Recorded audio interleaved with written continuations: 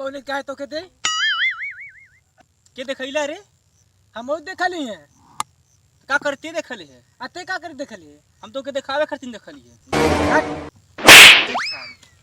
आयो रे मां। हाय दस साले ये भी क्वेश्चन है।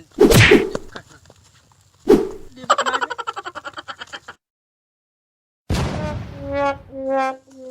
छोट छोट छोट करे तो उनके बड़ा तारीफ सुनीला हम आज देख के तो उनका औकात पता चल गया हमें। कौन घर का हवा रे कुल का नाम है तो उनका? इसे कुछ बताइए ना। हैं चल कर मजा लिया जा, उल्टा सीधा नाम बतावल जा। चल आओ आओ चल।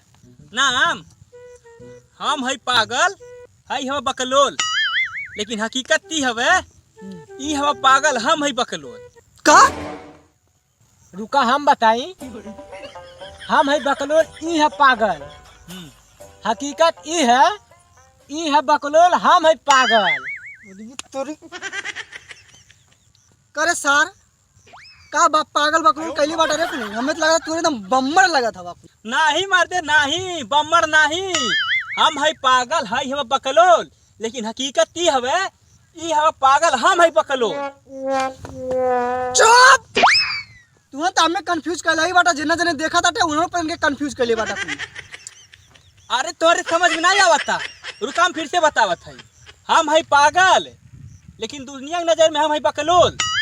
ये हवा बकलोल लेकिन दुनिया की नजर में हवा पागल। रुका रुका हम बताते हैं। आयो रे मां। हम है बकलोल, ई है पागल।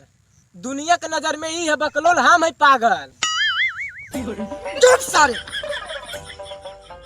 तू दोनों मिले बकलोल हवा, दोनों मिले पागल हवा। हाँ वह बतियते हम है बकलोल ई हवा पागल। चुप सारे चुप! एकदम कुन दिमाग खराब करके धई ले बाटा कुल। एक शब्द बोलिए ना कुन। अच्छा ये बतावा तोहार का नाम है? सारे को हमें बड़ा पकैले बाटे। अब यानी कि हम बतावत ही। हमार नाम है जीजा। कहो कहो एक बार तोनो कहा सार नहीं कहा। कर तोरी बहनिया के बियाह का सुना रुक जा।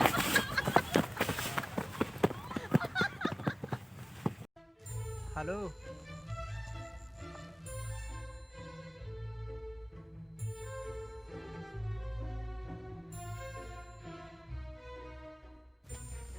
का हो मिले ना आईबू?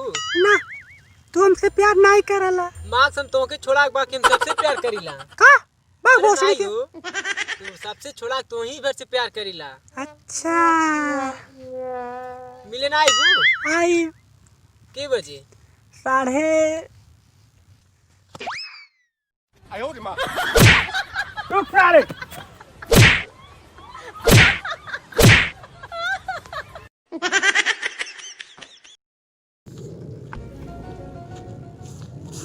ललुआ कहाँ बा? सारा लौकत नहीं बा।